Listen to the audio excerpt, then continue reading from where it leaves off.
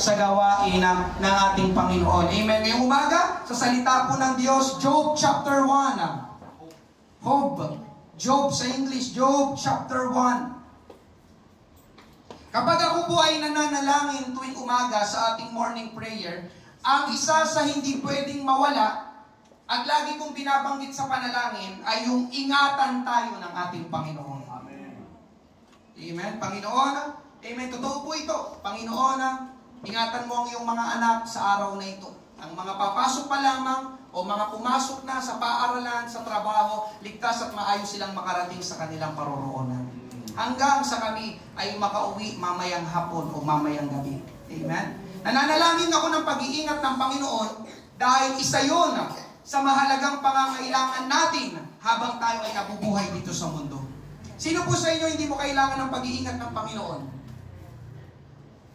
So kailangan nating lahat. Amen. Kaya ang isa din sa pinagpapasalamat ko palagi sa panalangin ay tayo ay patuloy na iniingatan ng Panginoon. Ito ang aking ipapangaral ngayong umaga. Nais kong malaman at maunawaan ng bawat isa ang isang napakabuting bagay na ito na ginagawa ng Panginoon sa ating buhay, lalo na sa ating mga mananampalataya. Makikita natin ang katotohanan ito sa kwento ng buhay ni Job. Babasahin natin ang ating main text, Job chapter 1 verses 8 to 12. Ganito po ang sabi, at sinabi ng Panginoon kay Satanas, napansin mo ba ang aking lingkod na si Job? Wala siyang katulad sa lupa. Isang walang kapintasan at matuwid na lalaki na may takot sa Diyos at lumalayo sa kasamaan. Pagkatapos ay sumagot si Satanas sa Panginoon, natatakot ba si Job sa Diyos ng walang kapalit? Hindi ba't binakuran mo siya at ang kanyang sambahayan at ang lahat ng nasa kanya sa bawat dako? Pinagpala mo ang gawa ng kanyang mga kamay at ang kanyang mga pag-aari ay dumami sa lupain. Ngunit pagbuhatan mo siya ngayon ng iyong kamay, galawin mo ang lahat ng pag-aari niya at susumpain kanya ng mukhaan. Verse 12, at sinabi ng Panginoon kay Satanas, ang lahat ng pag-aari niya ay nasa iyong kapangyarihan. Subalit, huwag mo lamang siyang pagbubuhatan ng iyong kamay o huwag mong papatayin, huwag mong kukunin ang buhay niya ni Job. Sa gayoy, umalis si Satanas sa harapan ng Panginoon. Tayo po'y manalangin, Panginoon, marami pong salamat sa umagang ito. Pagpalain mong pangangaral ng iyong salita. Tago mo ko sa iyong likuran. Kailangan ko, Panginoon, ng iyong pangunguna, kapuspusan, pagpahid ng banal na Espiritu, Panginoon. Mangusap ka sa bawat puso, Panginoon, ng iyong mga anak sa umagang ito. Salamat, Panginoon, sa bilang ng mga mananampalataya na kasama namin ngayong umaga dito sa church. Panginoon, tulungan mo po kami sa mensahe ng ito ng pangangaral, O Diyos, na nais mong dalhin sa amin. Lalabas kami, Panginoon, na kami muli ay merong mga panibagong pagpapala na tinanggap sa iyo. Ito pong aming panalangin. Sa pangalan ni Jesus, lahat ay magsabi ng Amen. Palakpakan natin ang ating Panginoon. Praise God. Alam niyo mga kapatid, hindi nagkataon lang kung bakit ka nandito ngayon sa church. Na noong mga nakarang araw, habang nakasakay ka sa jeep, o sa motor, o sa sasakyan, hindi bumangga ang sinasakyan mo. Hindi yun basta nagkataon lang. Kundi ang totoo, mga kapatid, gaya ng ating binasa sa buhay ni Job, ikaw ay iniingatan ng Panginoon. At yun po ang aking ipapangaral ngayong umaga. God is protecting us. God is protecting us.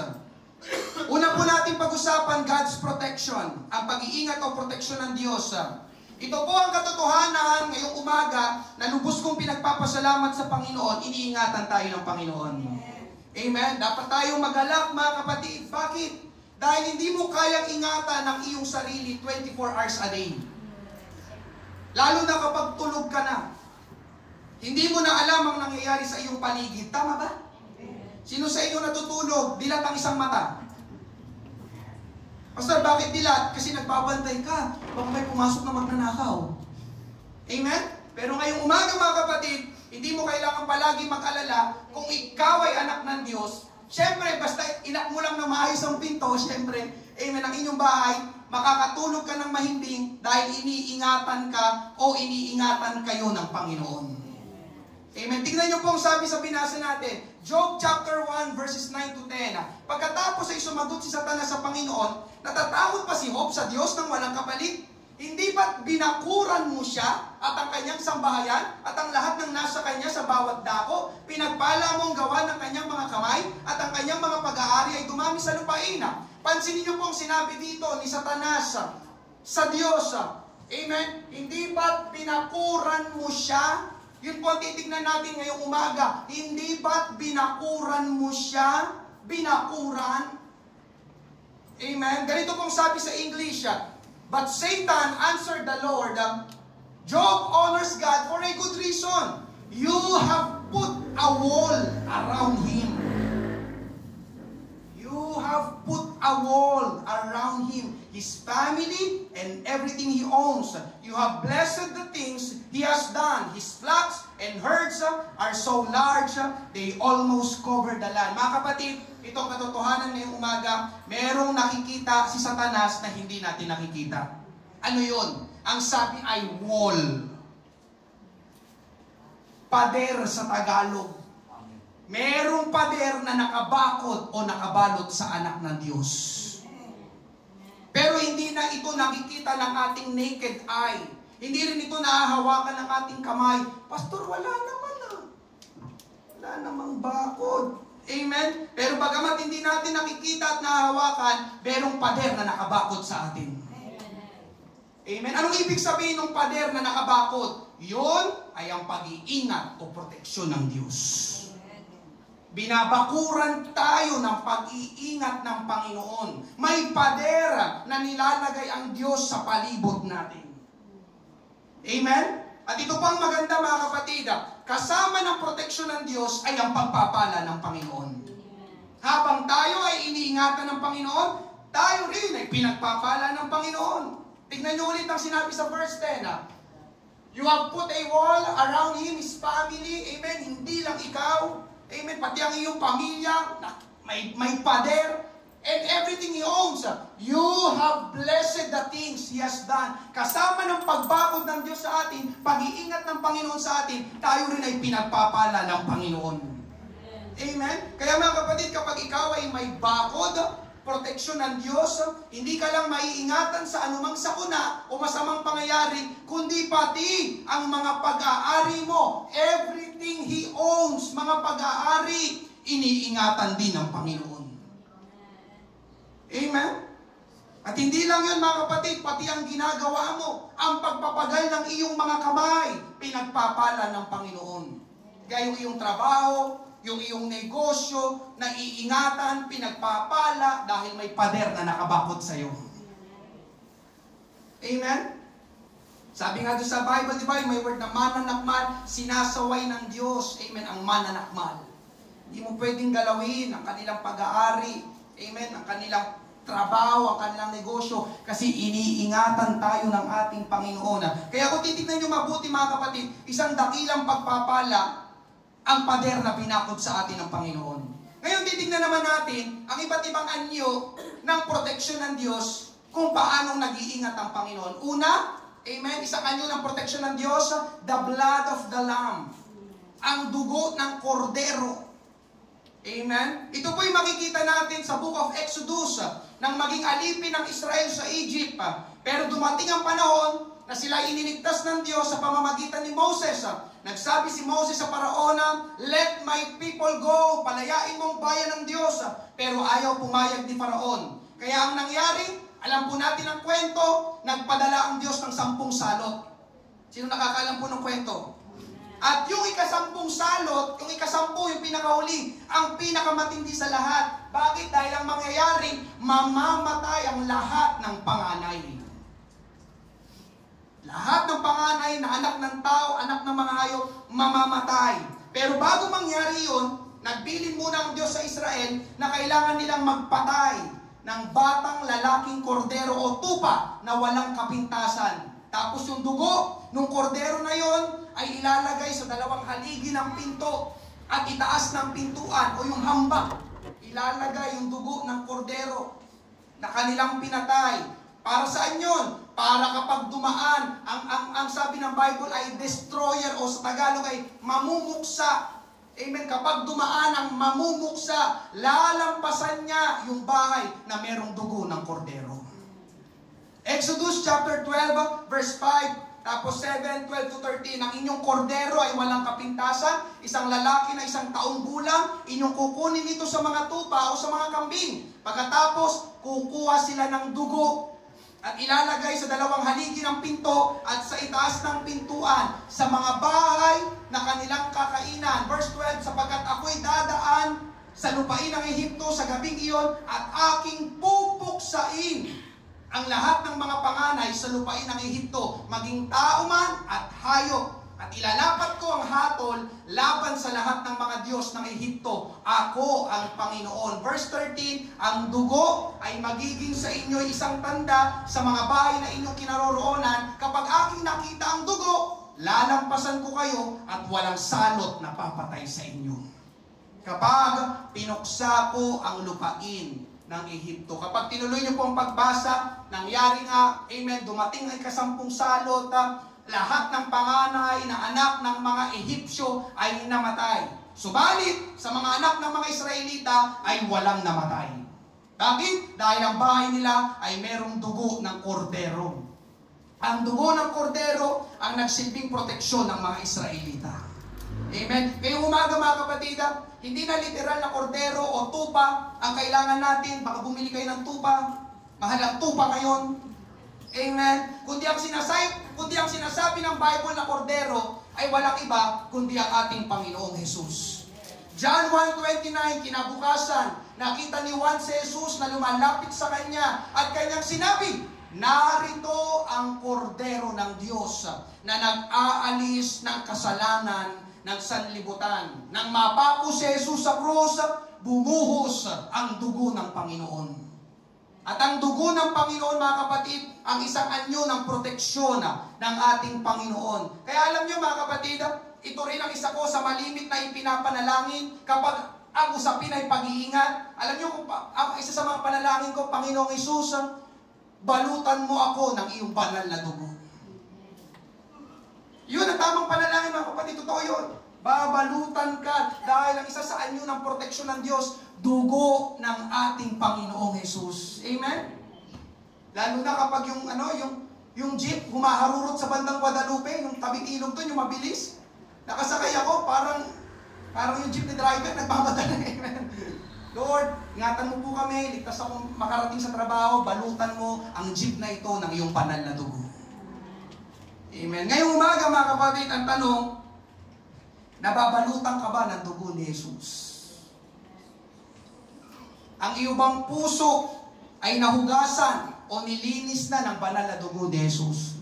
Dahil ang dugo po ng ating Panginoon ay proteksyon sa atin. Ikalawang anyo ng proteksyon ng Diyos, the angels of God.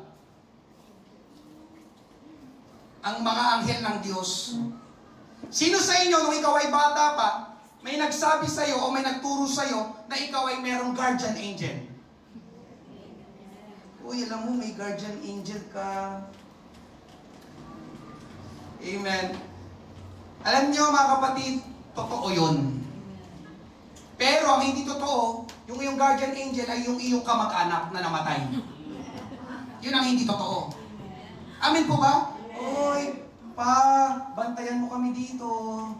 Ha? Diba, patay na nga, pinagbantay mo pa.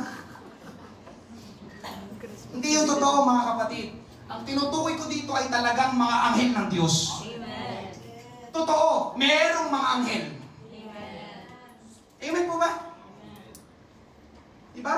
Si Satanas, dating anghel. Alam niyo ba yun? Amen. Si Lucifer, bago siya naging Satan, siya ay isang anghel. Merong mga anghel. Amen po ba? Amen. Amen. Mga kapatid, kung hindi mo pa alam, nagpapadala ang Diyos ng kanyang mga anghel para ingatan ka. Amen. Napakaraming mga kwento, lalo na si Pastor Boyet. Amen? Ikwento ko lang isa. Matagal na ito, nagpa-pioneer pa sila sa Novaliches. Maliit pa yung kanyang 2 anak, sina Ate Bettina, sina Ate Sarah May. Amen? Kailangan nila pumunta sa Mandaluyong, may meeting atang mga pastor. At yung kanilang 2 anak, siguro that time ay 7 years old siguro yung panganay. at yung bunso siguro ay 6 kasi isang taon lang tanda, iniwanan muna nila yung kanilang dalawang anak sa isang kapatiran sa Novaliches. Kailangan namin pumunta mag-asawa sa Mandaluyong, may meeting. Iwanan muna namin sa inyong mga anak. Amen? So pumunta sila Pastor Boyet. Pag uwi nila, bago sila umuwi, dinaanan muna nila siyempre yung bahay ng kapatiran para sunduin yung kanilang mga anak. At laking gulat nila Pastor Boyet. Amen? Pagdating nila sa bahay, amen, para bang balisa yung kapatiran. Balisa kasi wala na doon yung dalawang anak nila. Sabi ni Pastor Boyet, saan yung dalawang anak namin? Saan yung namin? Pinagkatiwala. Pastor, sorry, nalingat ako. May mga ginawa ko, hindi ko alam. Lumabas pala sila ng bahay. Sabi ng kapatiran sa Novaliches. So sila Pastor Boyet, nagsimulang magtanong-tanong sa mga kapitbahay.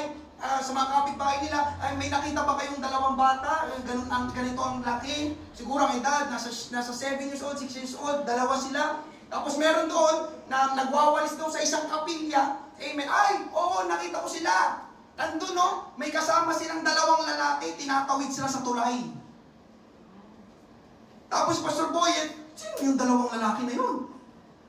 Pag uwi nila sa bahay, mga kapatid, sa bahay nila mismo, nandun nga yung kanyang dalawang anak. Tinanong nila, paano kayo nakauwi? May nagatid po sa amin. Dalawang lalaki. Alam niyo mga kapatid, lagi yung testimony ni Pastor Boyet, naniniwala siya, yun ay ang mga anghel ng Diyos. Habang wala sila, iningatan ng Diyos yung kanyang dalawang anak. Amen? Hallelujah. Meron pang isang kwento mga kapatid. Ito naman si Pastor Greg Mitchell. Minsan nakikinig ako ng kanyang preaching sa Australia. Siya'y nagpapastor. Merong isang babae naligtas sa church. Kaya lang itong babaeng ito, may ex-boyfriend. Galit na galit yung ex-boyfriend kasi nakipag-break sa kanya yung babae nung ang babae mapunta sa church. Naligtas. Ngayon, isang gabi, amen, dahil nung lalaki parang nagtakang pag-break sa akin. Isang gabi, nagplano ng masama yung lalaki. Isang araw, inabangan niya yung babae sa kanyang dadaanan after ng church service. So, ibig sabihin, may pinaplanong masama. Amen. Ngayon, yung lalaki habang nag-aantay, tapos yung service, sa kanila ata, ay, alam niyo naman sa ibang bansa, hindi katulad sa Pilipinas, hindi tabi-tabi ang mga bahay. Diba? Doon ay pwedeng magkakalayo yung kanilang mga bahay, hindi ganun ka-crowded. So, pagdaan ng babae, nagulat yung lalaki dahil meron ding dalawang kasama yung babae na naglalakad. Kaya hindi natuloy ng lalaki yung kanyang masamang plato. Kasabay siya umuwi. Kala ko, samantalang kapag dumadaan siya dito, lagi lang naman siya mag-isa. Ngayon may kasabay siya. Kinabukasan, amen, pinuntahan ng lalaki yung kanyang ex-girlfriend. Tinanong niya, kagabi, nakita ko, papauwi ka na. Sino yung dalawang kasama mo? Sabi ng babae, anong pinagsasabi mo? Wala akong kasama kagabi. Nakuha niya ba mga kapatid? Yes. Hindi mo lubusang nakikita, amen, pero iniingatan ka ng Diyos. Lalo na yung mga nagbabalak sa'yo, di ba? Kung may mga planong masama. Di alam ng babae, siya lang pala mag-isang umuwi. Pero nakita ng lalaki, nung nakita ng kanyang ex-boyfriend, may dalawang lalaki na kasama yung babae. Kaya hindi niya natuloy yung kanyang masamang balak. Amin po ba? Tingnan niyo mga kapatid, Psalm 91:11, sapagkat siya, ang Diyos, magbibilin sa kanyang mga anghel tungkol sa iyo, upang sa lahat ng iyong mga lakad ay ingatan ka. Napakalinaw mga kapatid, nagbibilin ang Diyos sa kanyang mga anghel, ingatan mo yon, yung aking anak na yon. Ay, amin po ba? Amen. Praise God. At ikatlo mga kapatid, ay katungan nyo ng pag-iingat, protection ng Diyos, ang banal na Espiritu. Amen. The Holy Spirit, Isaiah 59:19. When the enemy comes in like a flood, the Spirit of the Lord will lift up a standard against him. Amen. Kapag daw dumadating ang kaaway na parang baha, ang Espiritu ng Panginoon ang magtataas sa atin para hindi tayo malunod o madala ng agos ng baha na dala o atake ng kaaway. Kaya alam niyo mga kapatid, maganda na palagi nating hingiin na tayo ay puspusin ng Espiritu ng Panginoon. Ngayong umaga mga kapatid, bakit ko ito'y pinapangaral? Bakit kailangan natin ng pag-iingat ng Panginoon? Ang sagot ay makikita din po natin sa kwento ni Job. Bakit kailangan natin ng pag-iingat ng Panginoon? Dahil meron tayong kaaway. Amen? Hindi yung katabi mo. Hindi rin yung kapitbahay ninyo. At tinutukoy ko ay si Satanas. At nais ko sabihin sa iyo ngayong umaga mga kapatid, amen, na ang dyablo ay lagi nagpaplano ng masama sa buhay mo. Amen? Gusto ni Satanas na panghimasukan ang buhay mo. Para saan? Para nakawan ka. Para saan? Para saktan ka. Para saan? Para puksain ka. John 10:10, ang magnanakaw ay dumarating lamang upang magnakaw, pumatay, at pumuksa. Ito ang kaaway. Ito ay si Satan. Ang magnanakaw dumarating lang upang magnakaw, pumatay, pumuksa. Ninanakaw di Satanas ang mga pagpapala ng Diyos para sa iyo. Pinapatay ng kaaway ang pagnanais mo o yung desire mo na sumunod at maglingkod sa Panginoon. Pinupuksa o winawasak ni Satanas ang plano at layunin ng Panginoon sa buhay mo. Amen? Yun din mga kapatid, ang mismong gustong gawin ni Satanas kay Job. Si Job, pinagpapala ng Diyos at hindi natutuwa ang kaaway. Yun din ay totoo sa atin mga kapatid. Hindi natutuwa si Satanas na na-enjoy mo mga pagpapala ng Panginoon. Ulitin ko, hindi natutuwa si Satanas kapag ikaw ay pinagpapala ng Panginoon o na-enjoy mo yung mga blessing ng Panginoon. Amen? At hindi natutuwa ang kaaway na ikaw ay narito sa church ngayong umaga.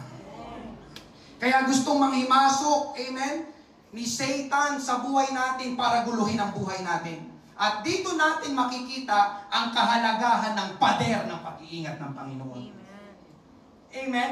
Bakit? Hindi makapasok si Satanas dahil tayo ay binabakura ng pader ng proteksyon ng Diyos. Amen? Hindi ka mahihipo ng kaaway kapag ang pag-iingat ng Diyos ay nasa iyo. Amen po ba? Amen. Kaya alam niyo mga kapatid, dakilang pagpapala na ikaw at ako ay may bakod ng proteksyon ng Diyos. Sino natutuwa na ikaw ay iniingatan ng Panginoon? Amen. Amen. Kaya lang mga kapatid, ito ang nakakalungkot na katotohanan. Listen, ang pader na bumabakod sa atin ay pwedeng mawala o pwedeng gumuho. Yes, salamat sa Panginoon. May pader ng pag-iingat, may proteksyon. Amen. Kaya lang mga kapatid, hindi yun yung pwede yung mawala o pwede yung gumuho. Bumagsak. Mag-collapse. Amen? At yun ang ating second point, losing God's protection. Pagkawala ng proteksyon ng Diyos. Amen? Tama ang narinig nyo, pagpapala sa atin ang proteksyon ng Diyos, pero gaya ng aking sabi, yun ay pwedeng masira o gumuho, yung pader na nakabakod sa atin. At alam nyo ba mga kapatid, na hindi si Satanas ang dahilan? Amen? Ang anumang tinayo ng Diyos ay hindi kayang alisin ng kaaway. Amen? At ito mga kapatid, ang isang makapangyarihang katotohanan ngayong umaga, walang kapangyarihan si Satanas na tanggalin o pabagsakin ang pader ng proteksyon ng Diyos sa atin. Wala. Anumang itinayo ng Diyos sa buhay natin o pader, hindi yun maaalis, matatanggal ng kaaway. Nakuha po ba? Balikan natin yung ating main text, Job 1:9-11. Pagkatapos ay sumagot si Satanas sa Panginoon, natatakot pa si Job sa Diyos nang walang kapalit? Hindi ba't pinakuran mo siya at ang kanyang sambahayan at ang lahat ng nasa kanya sa bawat dako? Pinagpala mo ang gawa ng kanyang mga kamay at ang kanyang mga pag-aari dumami sa lupain. Ngunit pagbuhatan mo siya ngayon ng iyong kamay. Galawin mo ang lahat ng pag-aari niya at susumpain kanya ng mukhaan. Kanina mga kapatid, nabanggit ko, gustong manghimasok ni Satanas sa buhay natin. Naalala niyo po ba? Kaya lang, hindi niya magawa dahil may pader tayo ng proteksyon ng Diyos. Amen? At makikita natin sa binasa natin, parang nagmamakaawa si Satanas sa Diyos na alisin ang pader sa buhay ni Job. Amen? Kaya lang naman pinagpapala siya kaya lang naman siya sumasamba, naglilingkod sa'yo, binabakuran mo siya, pinagpapala mo kanyang pamilya, pati mga pag-aari niya dumadami. Sige, Panginoon, tanggalin mo yung bakod mo. Susumpain kanya ng mukhaan. Anong makikita natin dito mga kapatid? Humihingi pa ng permiso si Satanas sa Diyos. Kaya katulad sinabi ko kanina, walang kapangyarihan si Satanas, alisin yung bakod ng proteksyon ng Diyos sa iyo. Humihingi pa siya, kaya mo lang. Alam niyo mga kapatid, kung ang kaaway, ang Diablo, si Satanas, kaya ang galawin agad, amen, hindi na siya hihingi ng permiso sa Diyos. Kaya kanya agad pasukin. Amen? Yung pader ng proteksyon ng Diyos, kaya agad sirain ang kaaway kung hindi niya na kailangan humingi ng permiso sa Diyos. Nakuha po ba? Amen. Pero dito mga kapatid, nabasa natin, hindi talaga kayang alisin ni Satanas ang pader ng proteksyon ng Diyos. Subalit, itong lagi mong tatandaan, laging naghihintay ang kaaway na mawala ang pader ng pag-iingat ng Diyos para makapasok siya sa buhay mo. Hindi niya kaya, pero laging nag-aabang ang kaaway. Pag nawala ang pader ng proteksyon, doon ako aatake. Andiyan pa po ba kayo? Amen. Amen. Ngayon, paano naaalis ang pader ng proteksyon ng Diyos sa buhay natin na hindi kayang sirain ni Satanas? Una mga kapatid, itong totoo, ang Diyos mismo ang nag-aalis ng pader na bakod. Siyempre, ang Diyos ang naglagay ng pader, ang Diyos din ang may kakayahan na mag-alis ng pader. Nakuha po ba? Amen. Siya ang naglagay. Siya ang may kakayahan na mag-alis nun. Amen? Job 1:12. Job chapter 1 verse 12. At sinabi ng Panginoon kay Satanas, ang lahat ng pag-aari niya ay nasa iyong kapangyarihan. Humingi ng permission si Satanas sa Diyos. Sabi ng Panginoon, okay. Ibinibigay ko siya sa iyo. Inalis ng Panginoon yung bakod kay Job. Nakuha po ba? Subalit, huwag mo lamang siyang pagbubuhatan ng iyong kamay. Sa gayoy, umalis si Satanas sa harapan ng Panginoon. Pinayagan ng Diyos si Satanas na panghimasukan ang buhay ni Job, pero wag lang niyang papatayin si Job. Nakuha niyo po ba yung kwento? May pader, pero sige, alisin ko muna. Yung pader ng proteksyon ng Diyos. At alam natin mga kapatid, yung mga sumunod na nangyari kay Job. Namatay ang kanyang 10 anak, amen. Nawala lahat ng kanyang mga ari-arian, tinubuan siya ng mga bukol sa kanyang buong katawan, amen. Pati yung kanyang misis, di ba? Sinabihan siya ng hindi maganda, sumpain mo ang Diyos at mamatay ka na. Di ba? Inalis kasi ng Diyos yung bakod, pero hindi si Satanas ang nag-alis. Nakuha mo ba mga kapatid? Hallelujah. Ngayon, bakit pinapayagan ng Diyos na alisin ang pader ng kanyang proteksyon sa atin? Ang sagot mga kapatid, ayon sa kwento ng buhay ni Job, upang subukin tayo. Hindi para pahirapan. Okay po ba? Inalis ng Diyos yung pader. Hindi. Amen? Inalis ng Diyos ang pader kay Job dahil sinubok rin ng Diyos si Job. Susubukin ang pananampalataya mo. Amen po ba? Amen? In other words, mga kapatid, hindi palaging masaya ang maglingkod sa Panginoon. Yeah, minsan nararamdaman mo, di ba, parang binubuhat mo yung katawan mo papunta sa church. Ay, kailangan ko ba talaga mag-church ngayon? Ang dami kong iniisip. Tama ba? Amen. Susubukin kasi ang pananampalataya mo. Susubukin ang pag-ibig mo sa Panginoon. Susubukin kung anong mahalaga, kung anong priority natin. Ganun ang nangyari kay Job. Amen? Si Job ba ay naglilingkod lang sa Diyos dahil siya ay pinagpapala? Di ba? Parang ganun ang pinaparating ni Satanas. Pinapakuran mo siya natural. Di ba? Talagang sasambahin ka niya ni Job. Panginoon, tanggalin mo yung bakod. Tanggalin mo yung mga pagpapala. Tignan natin. Nakuha niyo ba mga kapatid? Ganon din sa atin. Huwag kayong malungkot. Pastor, kasi bakod. Mga kapatid, hindi pa minsan ang ginagawa sa atin, dadalo lang ba tayo? Mananalangin lang ba tayo? Magbibigay lang ba tayo? Magpapasalamat lang ba tayo? Sasamba lang ba tayo sa Panginoon kapag maganda ang mga nangyayari sa atin? Paano kung hindi na maganda? Amin po ba? Kaya aalisin muna pansamantala ng Diyos yung bakod ng kanyang pag-iingat. Amen? Para masubok tayo, ganun din. Masubok tayo ng kaaway. Amen? Ikalawa mga kapatid na responsable sa pagkawala o pagguho ng pader ng proteksyon ng Diyos ay tayo mismo. Diyos at tayo. Dalawa lang. Ang Diyos at tayo. Itasali ang kaaway. Ang Diyos at tayo. Amen? Ikaw at ako ang pwedeng maging dahilan para mawala o masira ang pader ng proteksyon ng Diyos na bumabakod sa atin. Paano, Pastor? Kapag pinabayaan natin ang ating mga personal Christian duties. Ano-ano yun, Pastor? Pananalangin. That's why may everyday morning prayer. Duty yun ng isang mananampalataya.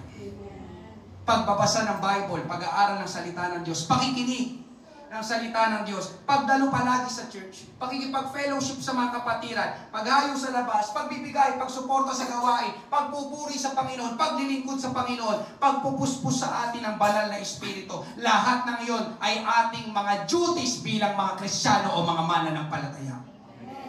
Mga kapatid, kapag pinabayaan o binaliwala natin ang mga bagay na iyon, listen, unti-unting babagsak ang pader ng proteksyon ng Diyos.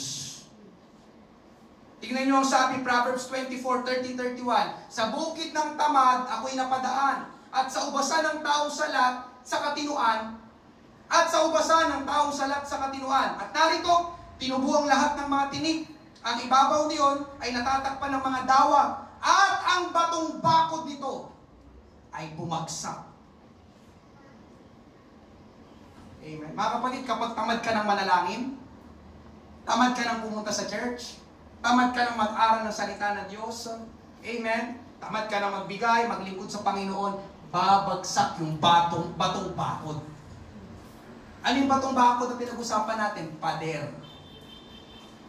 Amen po ba? Nakuha niyo ba, mga kapatid? Kaya huwag nating baliwalain. Alam niyo nga maraming nawawala minsan sa church kasi napapabayaan yung kanilang Christian duties. Bumabagsak yung pag-iingat at kapag bumagsak yung pader ng Diyos, nakakapasok ang kaaway. At kapag nakapasok ang kaaway, nadadaya ang kanilang puso. Anong resulta? Yun na nga. Wala ng gana sa church. Amen. Ayaw nang sumimba, ayaw nang maglingkod sa Panginoon. Kaya alam niyo mga kapatid, huwag nating baliwalain ang mga ganitong ginagawa natin sa church. Ito ay ating mga personal Christian duties. Isa pang ginagawa natin, kaya nawawala o bumabagsak ang pader, ay yung paglayo natin sa Panginoon. Ang Panginoon ang nagtatayo ng pader, ng proteksyon sa ating buhay, mga kapatid, tapos lalayo ka sa Panginoon. Nakuha po ba? Ayoko na dumalo, ayoko na makinig ng pangaral, ayoko na mag-ministry. Listen mga kapatid, ang paglayo sa Panginoon ay paglayo sa pag-iingat ng Panginoon. Ulitin ko, ang paglayo sa Panginoon, paglayo sa pag-iingat ng Panginoon. Amen? Meron akong tanong sa inyo. Alam mo ba kung saan ang pinakaligtas, pinaka-safe na lugar habang tayo ay nabubuhay? Amen? Ano ang pinaka-safe? Pinakaligtas na lugar o kalagayan o pwede mong paglagyan habang ikaw ay nabubuhay? Church. Church. Praise God. Tama naman. Amen? Pero mga kapatid, nandito ang sagot. The safest place to be is in the hands of God.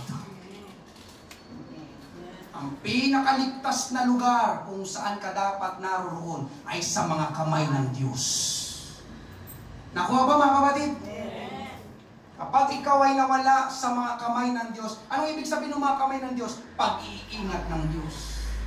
Kaya ligtas ka, yun ang pinaka-safest place. Kapag nawala ka sa mga kamay o pag-iingat ng Diyos, manganganib ka. Delikado ka.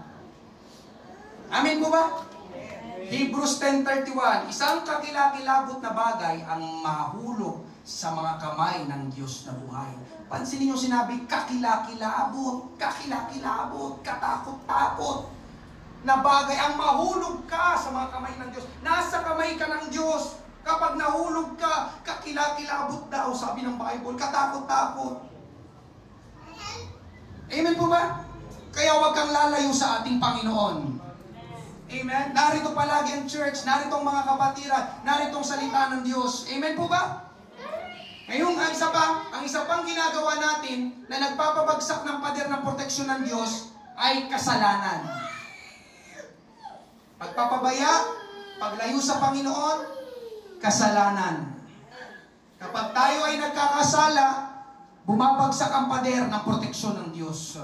Kapatid, kapag binasa niyo ang Bible, Yun ang nangyayari sa mga Israelita sa tuwing sila ay tumatalikod sa Panginoon, naglilingkod sa ibang mga Diyos. Ano nangyayari? Binibigay sila ng Panginoon sa mga kaaway nilang bansa. Pinapahirapan ng Israel, kinukuha yung kanilang mga pag-aari, pinapatay ang marami sa kanila. Amen? At yun din ang nangyayari kay Haring Saul. Dahil sa pagsuway niya sa Panginoon, bumagsak din ang pader ng proteksyon ng Panginoon sa kanya. At dahil doon, mga kapatid, alam nyo, nakapasok ang masamang espiritu kay Haring Saul na nagpapahirap sa kanya araw at gabi. 1 Samuel 16:14. Amen? Ngayon, ang espiritu ng Panginoon ay humiwalay kay Saul. At isang masamang espiritu mula sa Panginoon ang nagpahirap sa kanya. Kapag nawala sa iyong pag-iingat ng Panginoon, makakapasok ang masamang espiritu sa iyong buhay. Anong gagawin ng masamang espiritu? Pahihirapan ka.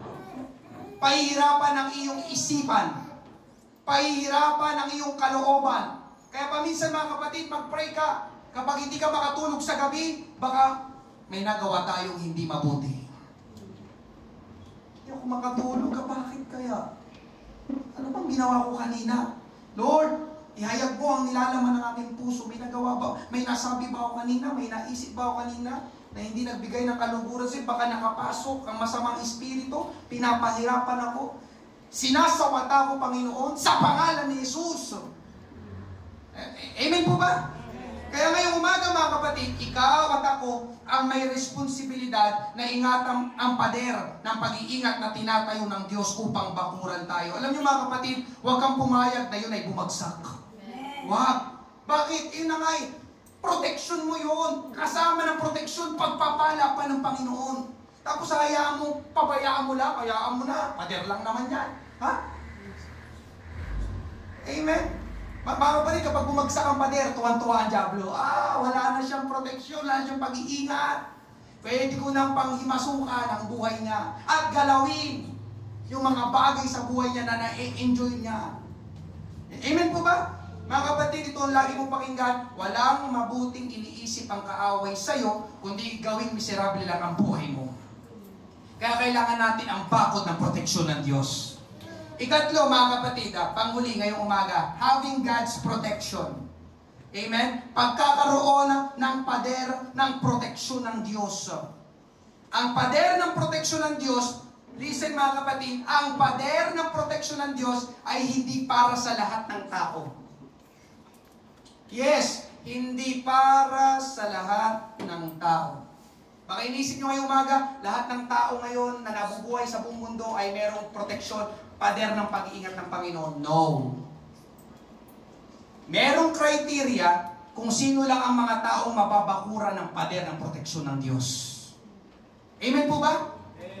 Saan natin yung makikita? Sa kwento pa rin ang buhay ni Job. Job chapter 1 verse 8. At sinabi ng Panginoon kay Satanas, napansin mo ba ang aking lingkod na si Job? Ito na. Wala siyang katulad sa lupa. Isang walang kapintasan. Matuwid na lalaki. May takot sa Diyos. Lumalayo sa kasamaan. Pastor, anong criteria? Yung inyong nasa harapan. Lalaking matuwid, may takot sa Diyos, lumalayo sa kasamaan. Amen po ba? Bakit binakuran ng Diyos si Job? Wala lang. Trip lang ng Diyos bakuran si Job. No. May nakikita ang Diyos kay Job na karakter niya na tuwang-tuwa ang Diyos. Matuwid, may takot sa akin, lumalayo sa kasamaan. Babakuran ko itong taong ito. Hindi lang siya, pati ang kanyang pamilya, pati ang kanyang mga ari-arian. Ang tanong ngayong umaga mga kapatid, nasa atin ba itong mga karakteristik na ito? Namumuhay sa katwiran, may takot sa Diyos, lumalayo sa kasamaan. Bakit ko tinatanong mga kapatid? Dahil ito ang mga taong pinapakuran ng Diyos ng kanyang pag-iingat. Sabi niya sa kaaway, hindi mo pwedeng galawin itong anak kong ito. Hindi mo pwedeng pangimasukan ang kanyang buhay. Iniingatan ko siya dahil siya'y lalaki matuwid, may takot sa akin, lumalayo sa kasamaan. Naunawaan pa mga kapatid. Amen? Kaya ngayong umaga, di ba? Ito yung mga criteria. Saliksikin, suriin natin ang ating sarili. Ako ba ay binabakuran pa ng Panginoon? Amen? Biruin mo mga kapatid, di ba? Di ba may mga tao, di naman sa pag-ano, di ba may mga tao na aksidente bigla? Tama ba? Tumawid, nasagasaan, di ba? Pero ikaw, di ba? Wala lang, di ba? Parang hindi mo pa iniisip yun eh. Pero hindi mo alam mga kapatid, bawat hakbang na nilalakad ng iyong paa, nasa iyo ang proteksyon, pag-iingat ng Panginoon. Babaliwalain natin. Amen po ba? Amen. Alam niyo mga kapatid, pinapangalan ko ito, napakalaking pagpapala ng proteksyon, pag-iingat ng Panginoon. Amen. Hindi mo kailangan mag-alala palagi, may masamang tao, may masamang tao. No. Kapag nasa yung pag-iingat ng Panginoon, hindi mo kailangan palaging mag-alala. Amen po ba? At meron pa mga kapatid, amen, kanina sa ating second point, yung ating mga duties bilang mananampalataya, di ba? Amen, yun yung mga kailangan natin patuloy na gawin. Manalangin, magbasa ng Bible, dumalo palagi sa church, amen. Alam niyo mga kapatid, may inawit tayo noong nakarang linggo, nakarang Huwebes sa ating praise and worship, amen. Kung naalala niyo pa yung, ang ating kaaway, pilit na tinatangay ang damdamin. Di ba yung kaaway, pilit na tinatangay ka, kinukuha yung iyong atensyon, yung iyong focus. Pero ano daw kailangan gawin? Ano sabi sa chorus? Babad sa presensya mo. Babad sa iyong mga salita. Mga kapatid, ito isang sa mga susi. Gusto mong manatili ang bakod ng proteksyon ng Diyos sa iyong buhay, ibabad mo ang iyong sarili sa presensya ng Panginoon. Ibabad mo ang iyong sarili sa mga salita ng ating Panginoon. Amen po ba? Ang halimbawa natin dito mga kapatid, ang ating Panginoong Hesus. Alam natin, amen, tinukso si Hesus ng dyablo. 3 beses. Alam niyo ba yung kwento? Pero kada siya'y tinutukso ni Satanas, anong binabato sa kanya ni Hesus? Sinasabi ng Panginoon, nasusulat. 3 beses siyang tinukso, 3 beses sinabi ni Jesus, nasusulat. Ano yung nasusulat? Alam ng Panginoon ang Bible. Nasusulat, hindi lamang sa tinapay, nabubuhay ang tao, kundi sa bawat salita na lumalabas sa bibig ng Diyos. Nasusulat, huwag mong tutuksuhin ang Panginoon mong Diyos. Nasusulat, sa Panginoon mong Diyos ka lang sasamba. Puro nasusulat. Eh, paano kung hindi alam ng Panginoon, di ba ang salita ng Diyos? Pati tayo, hindi natin alam, tinukso tayo ng kaaway. Madali tayong matatalo ng kaaway. Madaling babagsak yung pader ng proteksyon ng Diyos sa ating buhay. Amen po ba? Mga kapatid, ito ang hindi rin dapat mawala sa ating buhay. Amen. Sa ating pagtatapos, meron pa tayong isang duty. Ito mga kapatid, sisingit ko ito. Meron pa tayong isang duty na dapat gawin. Amen. Sa ating pagtatapos. At yun ay yung tayo ay magtayo ng pader ng bakod sa ating mga kapatid na nanghihina sa pananampalataya. Sinusubok ng kaaway. Mga kapatid, isa sa duty natin yun. Yes, tatayuan mo yung sarili ng pader ng bakod ng proteksyon ng Diyos. Pero alam mo ba, ikaw rin, pwede kang magtayo ng pader ng bakod ng Diyos sa iyong kapatid. Amen? Tingnan niyo mga kapatid, may isang tagpo sa Bible. Basahin natin, Luke 22:31. Simon, narito, hiningi ni Satanas na ligligin kayo gaya ng trigo. Ito po ay si Pedro, Simon. Isa sa mga alagad ng Panginoong Hesus. Ang sabi ay, hiningi siya ni Satanas para ligligin. Alam niyo ba yung ligligin?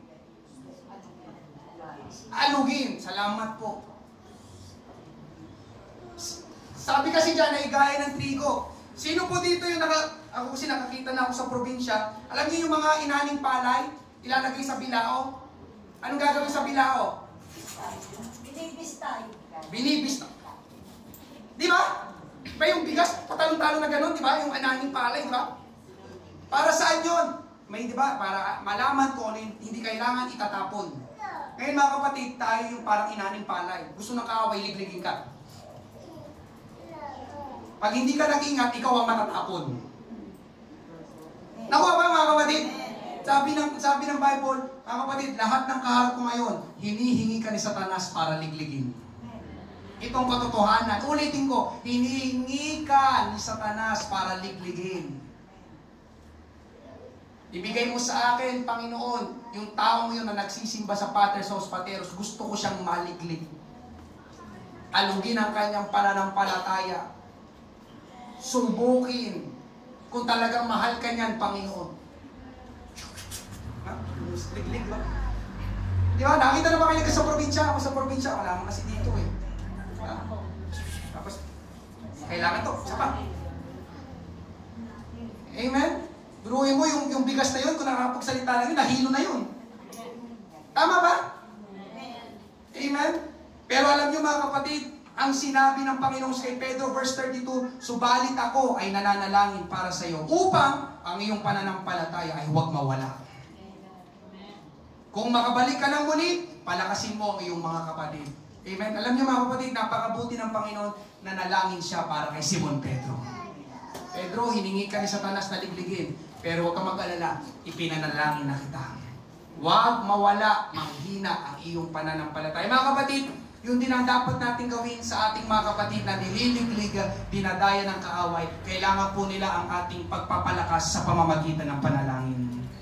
Amen? Sabi ng Panginoon, kung makabalik ka ng muli, palakasin mo ang iyong mga lingkod. Ang iyong mga kapatid, mga kapatid, ito isa natin sa kailangan gawin, magpalakasan tayo.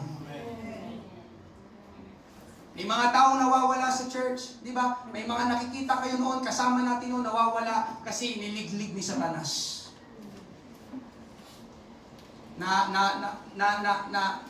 Naapektuhan ang kanilang relasyon sa Panginoon. Ngayon may duty tayo, ipinanalangin ng Panginoon si Pedro, ipanalangin natin yung mga kapatid natin hindi na natin nakakasama sa church. Lord, tulungan mo sila, pagtatayo ako ng bakod ng pag-iingat mo para sa kanila. Amen po ba? Amen. Ngayong umaga mga kapatid, itong aking pangangaral, amen, God is protecting us. Iniingatan tayo ng ating Panginoon. Sino masaya tayo iniingatan ng Panginoon? Amen. May bakod. Hindi mo yun nakikita, hindi mo rin nahawakan, pero may bakod ka. Kapag ikaw ay buong puso, amen, na sumasampalataya, naglilingkod sa Panginoon, lumalayo sa kasamaan. Amen? Palakpakan, purihin natin ang ating Panginoon at sa umagang ito, tayo pumaksiyo po lahat.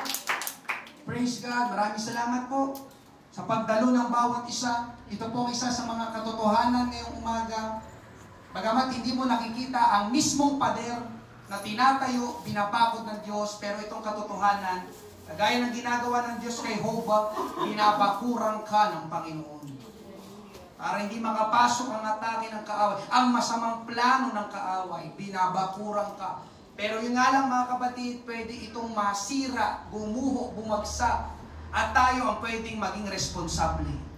Huwag nating sayangin, huwag nating baliwalain yung ating mga personal Christian duties, amen, yung ating mga pagpapabaya, paglayo sa Panginoon. Ganun din, amen, pili tayong hihilain ang kaaway na bumagsak sa kasalanan, huwag tayong pumayag, amen. Yun ay nagpapabagsak ng pader, ng proteksyon ng Diyos. Umaga, meron po bang first time, amen, kailangan mo ang Panginoong Hesus ngayong umaga? Kung wala po mga kapatid, amen, tumayo po tayong lahat, binubuksan po natin ang ating altar, umanap ka ng lugar, hingiin mo sa Panginoon na palagi kanyang bakuran ng pader, ng proteksyon ng Diyos.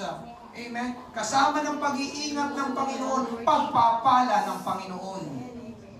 Thank you, Lord. Hallelujah. Lord, maraming salamat sa umagang ito. Kailangan namin, O Diyos, ang proteksyon mo. Hindi namin kayang ingatan. Basta-basta ang aming sarili, Panginoon. Hallelujah. Kami umaalis ng bahay, Panginoon. Thank you, Lord Jesus. Kami sumasakay, Panginoon Diyos. Ganon din, Panginoon, sa aming spiritual na dako ng aming buhay. Tulungan mo kami, Panginoon, ang kaaway. Palaging gustong pasukin ang aming buhay upang pagnakawan kami ng mga pagpapala mo. Sirain ang aming magandang relasyon sa iyo, Panginoon. Pugsain ang magandang plano mo sa aming buhay. Lord, help us. Kailangan namin ng pader, ng proteksyon mo, Panginoon Diyos. Palagi kang magpadala ng mga anghel para ingatan kami, Panginoon. Thank you, Lord. Thank you, Jesus. We give you glory. We give you praise. Salamat sa banal mong dugo, Panginoong Jesus, na bumabalot sa amin, O Diyos, bukas Panginoon, kami muli, O Diyos, Lord, papasok sa mga kanya-kanyang paaralan, trabaho. Kailangan namin muli ang pag-iingat mo. Hallelujah. Hallelujah. Lord Jesus, maingatan din, Panginoon, ang iyong kalooban, layunin sa aming buhay.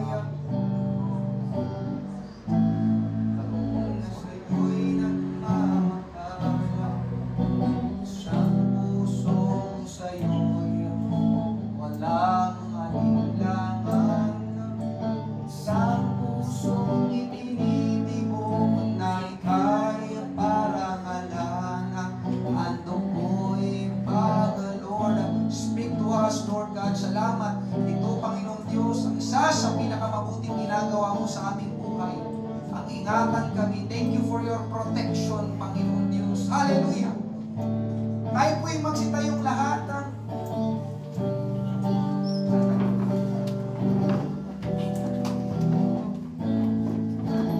Pusong dalisay.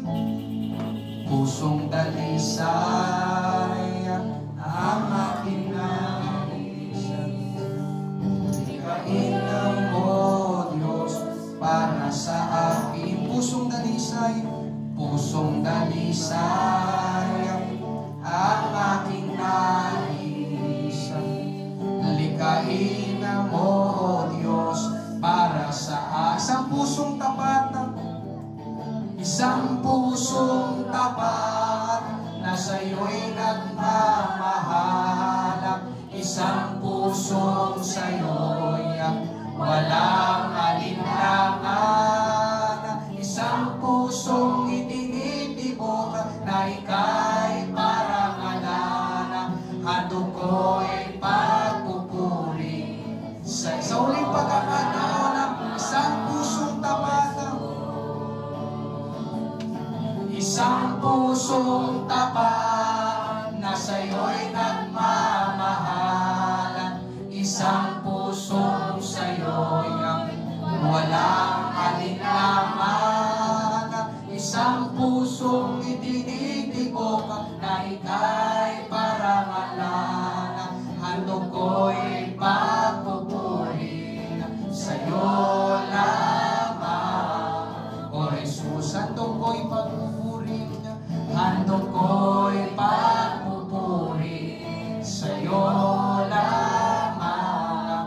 O Jesus, handog ko'y pagpupuri, handog ko'y pagpupuri sa'yo lamang.